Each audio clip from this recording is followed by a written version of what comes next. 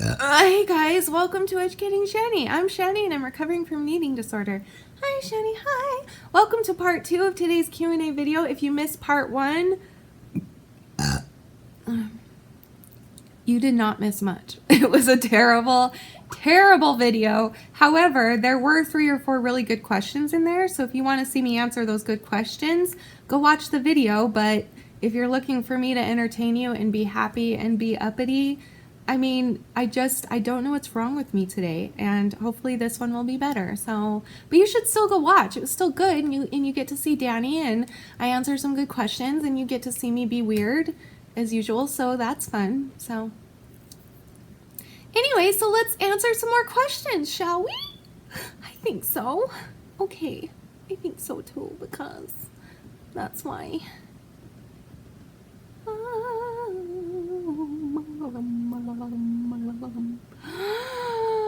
I need to sing about my poop, but I need to think about it.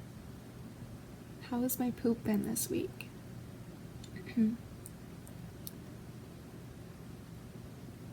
I know how it's been. Okay. Once upon a time, my body gave out.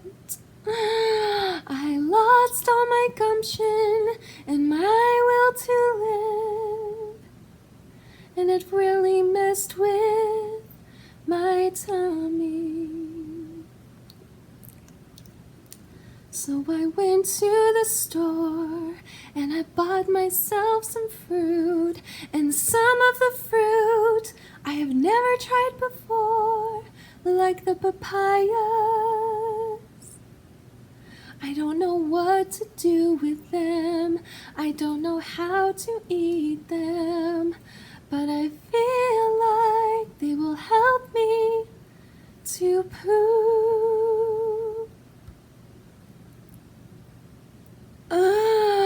But as far as I go, right now you know I haven't been pooping very much. And it's really hard when you have an eating disorder and you do not poop, because it makes you gain weight. Can you even hear me? I feel like I'm singing very softly. Even my singing is down to par today, or down below par. What's the par? I'm not up to par. I'm down to rap. It's the opposite. See, par, turn around is rap. I'm down to rap today. I'm not even going to continue singing because I don't even know what to sing about because I'm not doing well. Okay. Okay, rib-caged Sparrow says, this is an important question, Jenny. Okay. I had asked a question in a previous video about something I'm going through. I have this friend who me and her met on a Pro-Ana site. Things were fine for some months until Christmas time, when she hibernated till June without talking to me. She's admitted she's withdrawn from everyone and doesn't really have the energy to talk to me. But the issue I have is with this friendship is that when I vent to her about my struggles and talk to her about what I'm going through, she asks me for tips and tricks. I haven't advised her for any tips. I fear for her life, and since we're far away, I never know what she's up to. I mentioned my self-harm to her and how much I hated it. I even had times when she'd comfort me on the phone while I cried, but now she self-harms as well. I'm unsure if I'm her source of ideas or not. I have no idea if trying to salvage this relationship is even possible. Things were better when we first met. We always talked about how good it would be to not have all these problems and issues. Please help me. I'm so torn. Thanks, Shanny. Okay, well, first of all, it's pretty obvious why she's hibernating, why she was hibernating, and why she's doesn't really have the energy to talk to you. Clearly she's struggling big time with her eating disorder right now. So I would suggest to, like, since you know what it feels like, to struggle with problems, like, just be really patient with her and just realize that it's probably not you.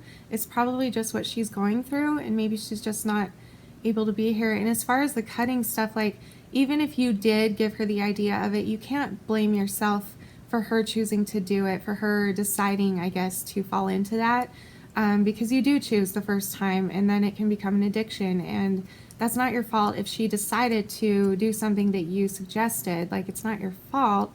I can see where, like, you might feel guilty about it, but the thing is that you can't feel guilty about this, because that's not going to help the situation at all. I'm dealing with this with my good friend, as you guys know. I still have not heard from her. I still don't know if she killed herself. I don't even know if she's alive. I have no idea where she is.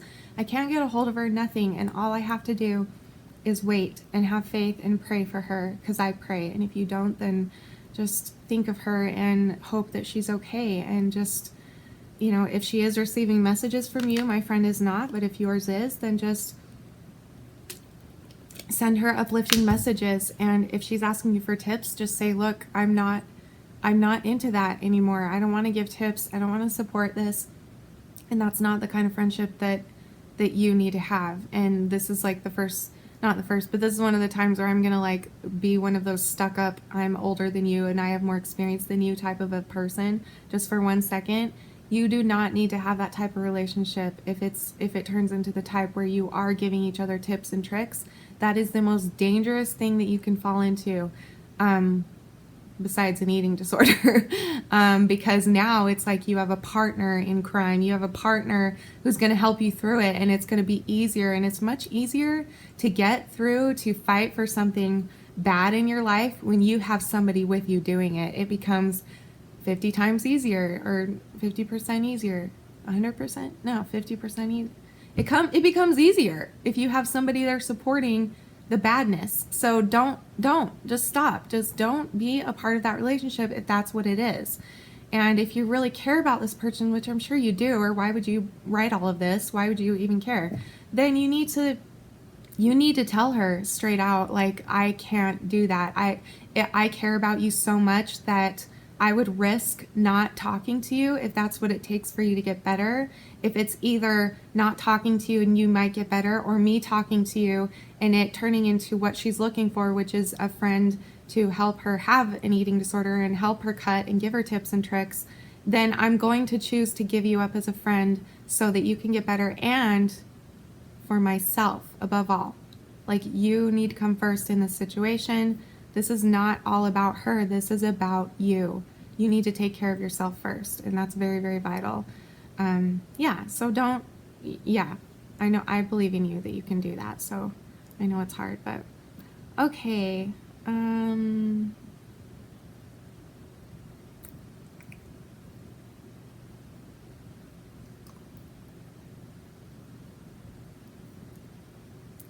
Okay.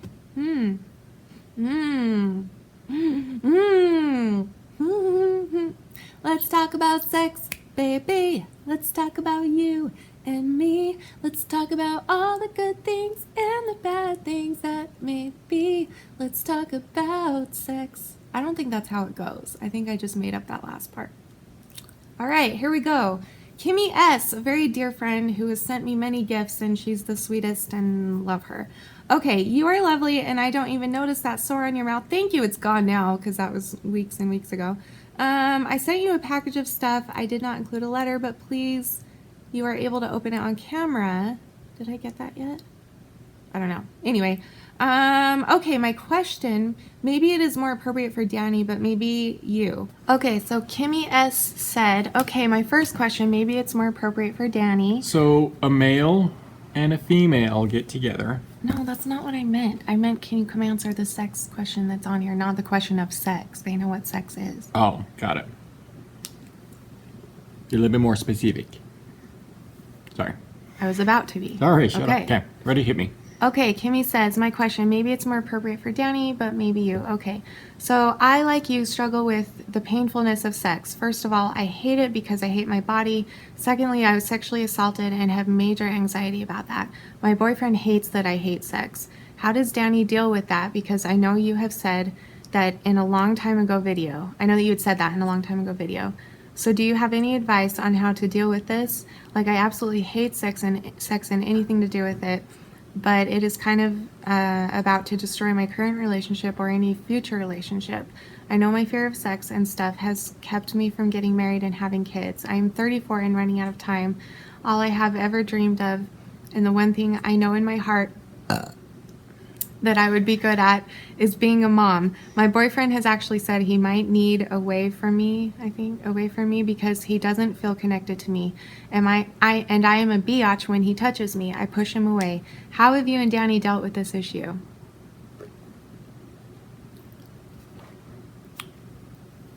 Have we? Have we dealt with it fully? Not fully, I don't think. For those of you that don't know, I am exactly like Kimmy. I hate sex because I was abused. I hate sex because it's extremely painful for me. I have endometriosis, and I also have something called vaginismus, which is where it's basically PTSD for your vagina, kind of. Like, it's where if you've been abused or touched or something and it scares you, anytime anything comes near it, it just closes up even tighter, and it hurts and it's hard to get through. So I'm just like her. So how do you deal with that, Danny? It's not easy. It's not easy. Right? No, hell no. Not even close.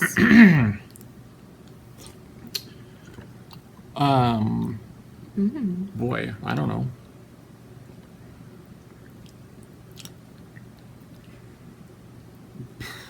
I don't even know where to start on this. This is interesting.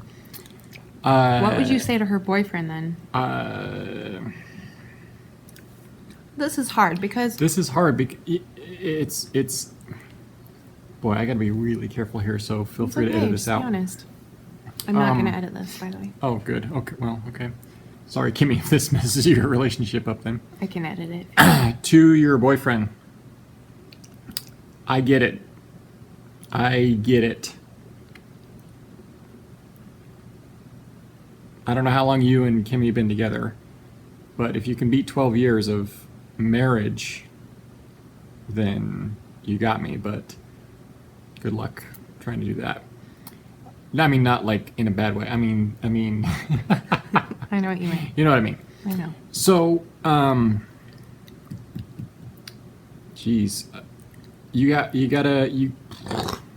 this is You hard. can't talk today either. I'm having this problem. Like, today I just don't know too. what to say because either I'm going to come off sounding like a jerk or I'm going to come off sounding What like... do you do to Look, here's... What do you do when you come after me sexually and I decline you? What do you do in your head? Like what calms Decline. What calms it down? What makes you feel? What do you do to get rid of? Well, not that. So, and this is why I'm gonna kind of sound like a jerk in a little bit, but it's just the truth of how I deal with it. I had to grow up, sadly. What does that mean? And I had to realize that sex in a relationship isn't everything. It's a big part of it, for sure. Look at us, you guys. You say all the time that we're like the perfect couple and we're the most loving couple and that we have the most loving relationship, and we do. But how many times have we had sex since we've been married? Maybe 20? In 12 years? 15? I'll give you 16. Like actual... Do you keep count? I'm a male. Of course I keep count. Okay. And this is where I guess, let's just break that down into the male-female stuff. Us as males, we are built to do that. We're built to spread our seed around, and that's how we work. That's how we function. And we're built to spread our legs. Right. Except some of that stuff Some of our legs doesn't hurt work really bad. Yeah. So here's what I say. This is what I had to do, seriously. And it sucks. I'm not going to lie to you. It sucks. It does. It's just the straight truth. I'm sorry. You have to grow up. You have to figure out what's more important in your relationship. Is it the physical part, or is it the emotional and the loving part of your relationship that's more important? You know. And I can tell you that the more he does that, the more he acts like that, the more I try, the more I want to do that, be able to do that for him. Like, the more loving and kind and patient he is with me, the more desire I have. Like, Like, he's had a couple, maybe 2 or 3 times throughout our entire marriage that lasted like 10 minutes where he was like, come on, I love you, I want to make love to you, and like really like not pushing, like Passionate. not like, yeah, not pushing, just passionate. And like, where was I going with that? What was I saying before that? Because I wasn't patient or it wasn't anything, so you were less. Oh, like if he were to do that every day, and he had every right to do that, he's a human being and he loves me and he wants to make love to me. He has every right to do that. But if he were to kind of like push it or be that passionate about it every day, it would start to make me feel even worse about myself, which would not help the situation. That would actually make the situation worse. Like, the kinder he is to me, the more I'm able to focus on what is wrong and how do I fix it. So which is hard. Right. Really hard. So to Kimmy's boyfriend, in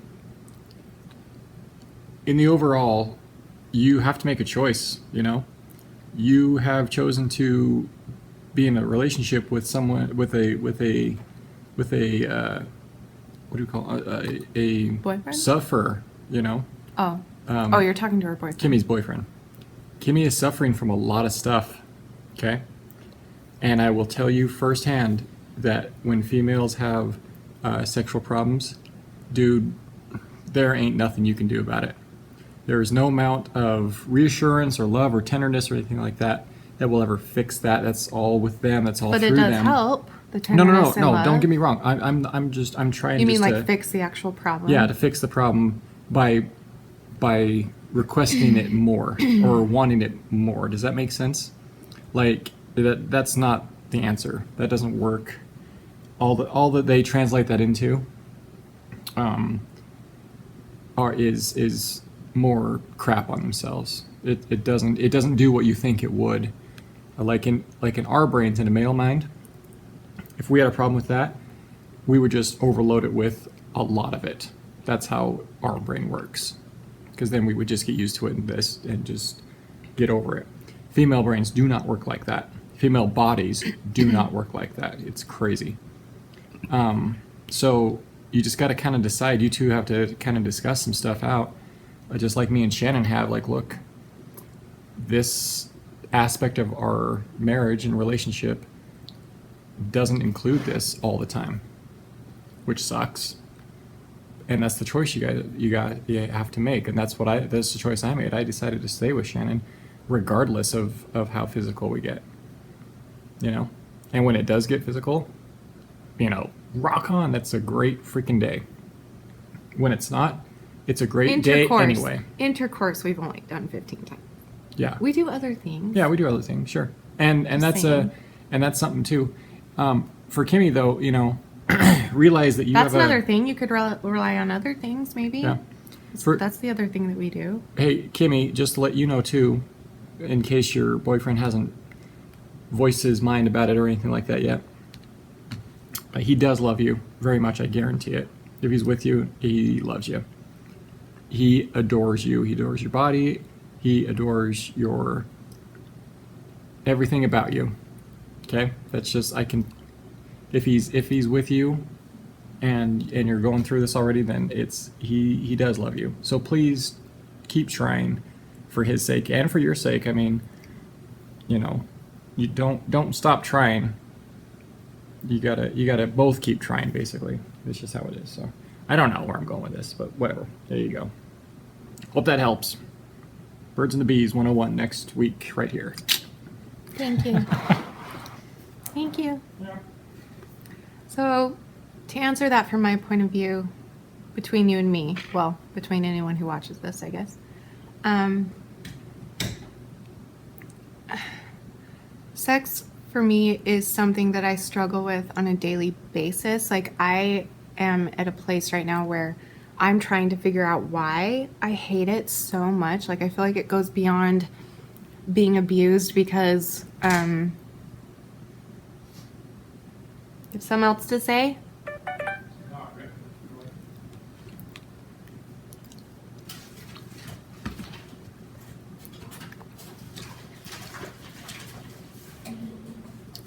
Like, I feel like it kind of goes beyond being abused. I'm trying to figure out what it is, like, because I feel like I have forgiven all of my abusers, I think. No? Why are you shaking your head? No, I was. It's weird when you're out here. I don't know why. Can't talk. I'm not talking to you. Or I wasn't. I was. You're good. My thing is that, like, I'm reminded of it daily because we live in a world that's full of sex, right? Like, sex is everywhere. It's in ads and it's on TV and it's everywhere. Even, like, you know, not just like the sex for the sex, but even the loving part of the sex is everywhere. And I'm always like watching TV or movies or whatever, thinking like, I don't get it. I don't understand why the world loves sex so much. I hate it. Like, I absolutely hate it. I think penises are disgusting. I think vaginas are disgusting. I think sex is disgusting. I don't know why. I have no idea why. It's just the weirdest thing. Like, I feel like it goes beyond being abused, and I feel like it goes beyond the pain of it. Like, I feel like there's something else that I need to figure out why I like despise it. I don't know why. I don't know. I don't even know what to say because I don't know why. So, I don't know. I hope that helps in some way, at least for you. Hopefully that will help your boyfriend. And honestly, I believe Danny. I believe him when he tells me that he loves me and he loves my body, and all he wants to do is make love to me because he loves me, not because he's looking for sex. Like, because he really, really, truly loves me, and sometimes he just wants to just hold me and grab me as close as he can because he loves me that much. And when I push him away, I'm sure that that hurts not his sexual things. Like, it goes beyond like blue balls. Like, it goes to a place of like, wow, I'm like also rejecting him in a connecting, like, spiritual, personal connection. Like, I'm also rejecting him of that in those times, you know? And that's hard. But again, he has stuck with me through all of this. And the longer he sticks with me, the more I try. Like, before, I wouldn't even give it any thought before. Like, I wouldn't be watching movies thinking, why do I hate that so much? I would just like, whatever. This is a stupid part of the movie. Let's move on. But now it's like I'm trying to question everything about myself and try and figure it out. And I'm trying to listen to myself and see what comes up for me when I do think about sex, instead of just ignoring it, because I want to try. Like, I want to try for Danny. He's done so much for me, and he's been so patient for me. Like, that's the least I can do for him is try to figure it out. So that's where I am right now. That's where he is right now. We're not in a good place sexually, honestly. So you're not alone, but I do believe that we can do it. I really do. I really, really do. Like, Kimmy, I honestly believe we can. I really do. So, okay. Molly Bossart said, a friend of mine gave me a bit of this organic goldfish. I started to feel sick and triggered the thought of purging, and right after, the back of my teeth started to hurt. Normally it does it from cold things. At times it is normal to feel sick after eating something new and have the back of your teeth hurt. By the way, it's my molars. Okay, I think I know what you're saying. If your teeth are sensitive to cold, girl, go to the dentist. You need a root canal or possibly a bad cavity. I'm an expert in this area, trust me. I have had probably a couple dozen root canals in my life and dozens of cavities and a few extractions and surgeries and blah, blah. I've been through it all, and I know the signs. I know what it means. Like it got to a point where it was like, oh, my tooth hurts. Oh, what kind of pain is it? Oh, that's a root canal. And I'm right every time. I'll go to the dentist and they're like, yep, you're right. Let's do it. Let's do a root canal. Or I can tell if it's just a cavity that needs to be drilled. Either way, if you're getting cold, things hurt you, you need to go to the dentist. And if goldfish are hurting your teeth, you need to go to the dentist. Do not do what I did. If you don't have money, frickin' figure out a way. Like, it's gonna be so much more expensive if you don't go now than if you wait like I did. Like, I went pretty regularly for a while, but the last 5 years, I guess, I would think, maybe 4 years, I was not going regularly because we couldn't afford it. And I know that contributed to my teeth. Obviously, my eating disorder is the #1 reason, but I also really wish, like, That's another thing.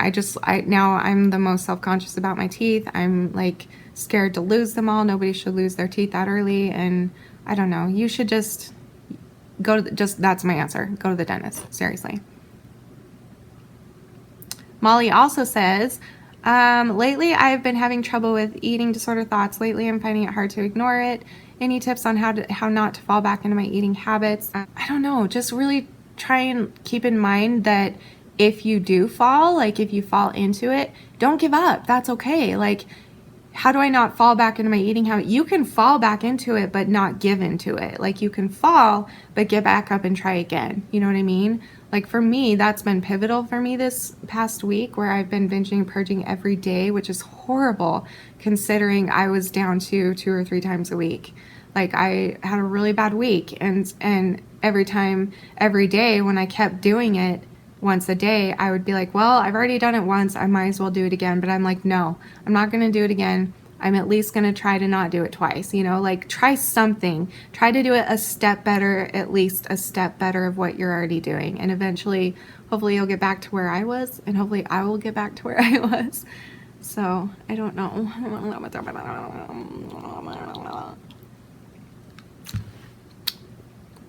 My soup is cold. Jillian Guido, I don't know. When you recover, is there something big, important, and meaningful that you would like to accomplish? I love watching your videos. You're a sweetheart and so cute. I love you. I love you too, Jillian. Thank you. That's sweet. Yeah, did I talk about this? Yeah, I did. But the biggest thing that I would love to accomplish someday is to travel around and speak to people, but do a show. Like, I don't want it to be a boring, no offense to those conventions, but some of them are so boring when they have motivational speakers come. Don't take offense if you're one of those people. It's just some of them. I'm not saying it's all of them.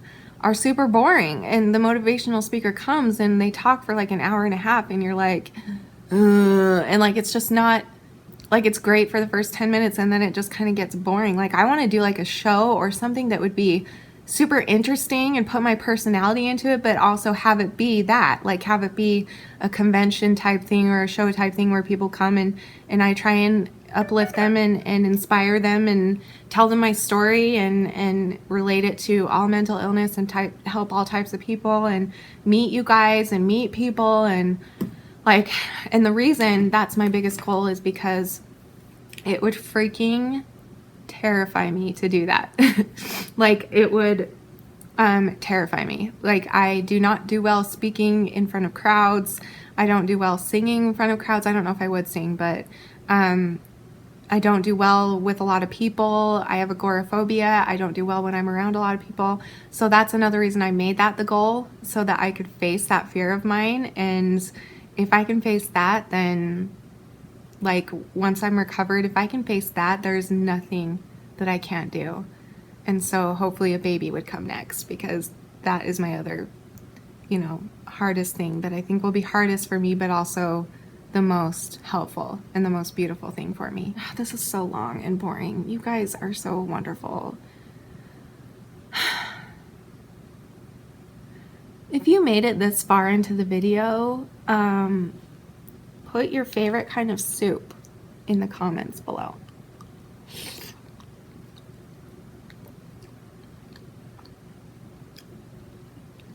This is very cold, but it's still good.